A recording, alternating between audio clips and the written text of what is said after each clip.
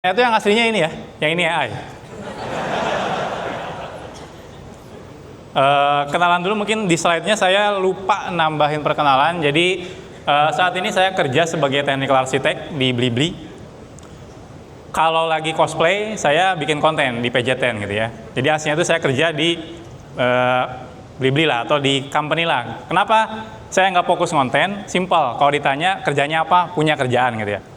Jadinya jangan sampai disangkanya ngapain di rumah aja gitu ya, tapi kok punya penghasilan gitu ya. Soalnya banyak teman-teman saya yang mulai curhat ya, ditanyain tetangganya. Oh, udah next nih. Oke, sebelumnya saya mau ngucapin terima kasih juga buat jagoan hosting, buat seluruh panitia yang udah nggak spam saya. Mas Eko mau nggak gitu ya. Thank you banget sudah invite saya di sini. Ya, ini talk pertama saya di Jawa Timur ya, di Surabaya. Oke, thank you buat semuanya. Thank you. Tepuk tangan. Oke, ini nggak ada timernya kah? Saya takutnya nggak tahu berapa lama. Karena tadi katanya cuma 25 menit atau 30 menit. Oke, biar nggak lama-lama, kita next saja. Tepuk tangan di sini yang tiap hari pakai AI.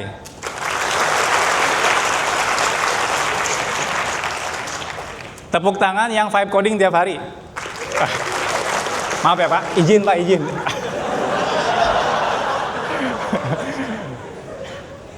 Untungnya sekarang tuh istilahnya udah berubah. Nggak cuma vibe coding, tapi ada vibe engineering. Akhirnya saya bisa bilang ya, saya tidak malu vibe engineering gitu.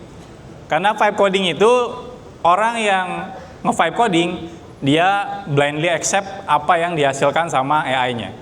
Nah, kalau saya enggak. Jadi kita bisa bilang kalau kita bukan vibe coder, tapi vibe engineering, atau sekarang tuh istilah jargon kerennya agentic AI. Wah, pokoknya makin kesini makin bingung lah istilah-istilahnya. Oke, tadi kan teman-teman udah tahu ya. Jadi intinya adalah kita udah nggak bisa. Saya itu dulu orang pertama yang nggak mau pakai AI di awal-awal keluar ChatGPT. Saya tuh aneh lihat orang ke teman saya kerja, lu ngapain buka ChatGPT gitu ya? Kayak nggak percaya dengan skill sendiri gitu ya, buka ChatGPT, cupu nih gitu ya. Habis itu keluar autocomplete kan, Copilot dan lain-lain. Saya juga orang yang terakhir menggunakan. Jadi saya dari awal tuh memang salah satu orang yang skeptik dan denial untuk AI. Teman saya bahkan dari awal mereka lebih senang pakai PIM. 2024 saya ngobrol sama dia, wah dia pokoknya nggak percaya sama AI. Terakhir saya ketemu dia tiap hari vibe coding sekarang. Saya bingung ya, kayaknya memang kita sekarang udah nggak bisa lagi. Jadi kayak AI itu ada yang bilang katanya ini tuh kayak agama, kalau lo nggak ikut agama ini, lo ketinggalan gitu. Jadi mau nggak mau lo harus ikutin agama ini gitu. Nah jadi mau nggak mau kita sekarang ikutin AI. Teman-teman tadi udah tahu, dijelasin sama Pak Dika sama Pak Budi. Oke, next. Nah ini adalah era AI. Saya nggak nyangka jujur secepat ini perkembangannya. Dari mulai tahun 2022-an gitu ya, awal-awal pandemi keluar ChatGPT udah heboh banget, tapi saya skeptis, nggak peduli, saya nggak pakai. Habis itu masuk ke era autocomplete, semuanya pakai dulu Copilot ya, pada pakai autocomplete. Saya juga nggak terlalu pakai, karena itu kayak teman yang recokin gitu. Saya baru ngetik A, Agus kali, bukan gitu. A, B, A barang kali, enggak. Jadi kayak ngerecokin gitu, autocomplete-nya itu. Zaman dulu ya, makanya saya nggak pakai. Ini ribet banget nih, orang kayak nyerocos aja, padahal saya nggak butuh itu gitu. Nah itu juga. Nah sampai akhirnya era sekarang, 2004-2005, itu keluar yang namanya agentic agent. Dan di sini saya mulai mikir, kayaknya saya udah nggak bisa lagi nih, nggak ikut perkembangan. Mau nggak mau saya harus ikut. Apalagi setelah saya coba, saya baca risetnya. Di sini ada yang pernah baca riset Anthropic yang ngeluarin ketika Opus itu pertama kali keluar, Opus 4 itu keluar, dia ngeluarin dokumen sebanyak 400 halaman. Ada yang baca atau enggak? Tepuk tangan yang baca. Beberapa orang aja. Artinya kebanyakan nggak baca ya. Pasti lebih seneng nonton short atau itu ya, reels ya. Yang ketik ini jadi website gitu ya. Nah teman-teman harus coba baca riset-riset kayak gitu. Di riset itu ada hal yang mengerikan. Di situ dibilang kalau misalnya AI yang Opus itu ketika semua boundary-nya, aturannya dikeluarin, itu ketika kita ngancem dia, itu dia bisa melakukan blackmail dan lain-lain. Jadi ada orang, misalnya saya tuh punya kasus, dia terus nyari kasus saya, lalu dia akan ngancem kalau AI-nya diganti sama AI model lain, dia akan nge-broadcast ke semua media. Jadi sampai bisa kayak gitu. Jadi hati-hati juga ketika pakai AI. Kita nggak tahu kan aturannya dicabutnya kapan. Bisa aja besok tiba-tiba AI-nya nyabut aturan itu sendiri. Kita nggak tahu. Jadi memang udah semengerikan itu. Oke, untuk era chat AI itu jujur saya nggak ikutin. Di sini tepuk tangan yang ikut era chat. Dikit, banyak ternyata ya. Saya kaget juga. Saya nggak ngikutin ini, dan saya juga waktu itu masih denial ya. Tadi kalau kata Pak Dika, saya di fase denial, anger gitu. Saya nggak peduli soal chat. Karena ya di Google bisa saya nyari. Ngapain juga harus tanya chat GPT. Toh hasilnya juga saya harus copy paste. Nah itu. Oke, next.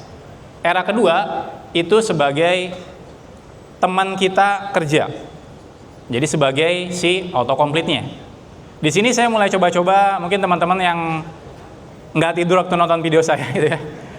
Itu di sana saya sempat pakai tuh, ada autocomplete-nya, itu saya mulai pakai ini juga. Tapi balik lagi, teman-teman yang nentuin teman-teman mau apa. Dan dia biasanya akan lihat, oke, sebelumnya saya sering coding ini, maka dia akan suggest seperti ini juga. Sesimpel kayak gitu. Di sini saya mulai coba-coba ikutan.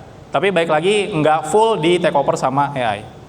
Nah di era ini, sekitar tahun kemarin, yaitu adalah AI agent atau agentic AI, saya mulai coba ketika pertama kali keluar Cloud Code. Dan waktu itu keluar model yang terbarunya Sonnet 4 dan Opus 4, itu ketika saya coba, gila. Keren banget gitu ya. Dan yang paling enak adalah basisnya terminal. Saya bukan VS Code user. Ketika kursor ngeluarin, Copilot ngeluarin, aduh saya malas pakai VS Code gitu. Dan ketika ini ngeluarin pakai terminal, saya bisa coding di server pakai AI agent. Dan hasilnya ketika kita lihat, ini keren banget. Dari situ saya mikir, ini saya kayaknya udah nggak bisa lagi nih. Walaupun hasilnya akan sama dengan apa yang saya kerjain 2-3 jam, ini hitungan menit jadi.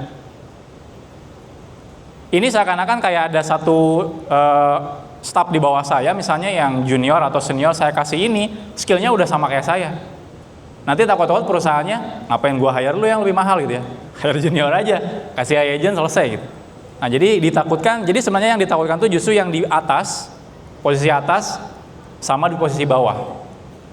Yang posisi tengah tuh enak tuh, ngejar yang atasnya gampang, tinggal tambahin AI agent, dia bisa ngejar. Yang bawah justru strugglingnya adalah, dia harus yang kayak tadi Pak Dika bilang, persaingannya nggak cuma sama orang lagi, tapi sama AI. Itu problemnya. Jadi memang agak sedikit dilema buat profesional juga. Oke, nah kita udah tahu ya kenapa sekarang kita perlu adopsi atau menggunakan AI. Tapi ada sebenarnya satu permasalahan di AI. Sekarang udah pada tahu kan harga RAM, harga apa-apa mahal. Salah satu penyebabnya adalah pemula seenaknya pakai AI. AI itu ada limit seperti tokennya yang tadi bilang ya, pengen bikin program bagus tapi tokennya habis. Itu ada token. Dan setiap kita coding itu mereka akan bikin semuanya itu dikalkulasi menggunakan token. Ini bukan crypto token ya, jadi nggak ada hubungannya. Di sini ada yang tahu nggak token itu apa? Ada yang pernah kuliah dapat materi information retrieval? Tepuk tangan yang dapat. Tahu ya. Jadi ada proses yang namanya itu tokenisasi. Jadi dari kata atau kalimat sekarang diubah-ubah menjadi token. Jadi contohnya kayak gini. Kalau misalnya saya mencari, itu nanti kita potong-potong jadi mencari. Melukai. Nah itu token-token tuh. Semakin banyak token, maka akan semakin boros. Setiap LLM agentnya itu modelnya, mereka punya maksimal token. Sekarang tuh rata-rata mungkin kayak 150 sampai 200 ribu ya. Jadi kalau kita nge-prompt pakai bahasa Indonesia, itu justru lebih boros. Karena kan kalau di Inggris nggak ada ya imbuhan melukai gitu kan, nggak ada gitu ya. Jadi nggak ada, jadi tokennya nggak 3. Tonton versi lengkapnya di membership Programmer Zaman Now.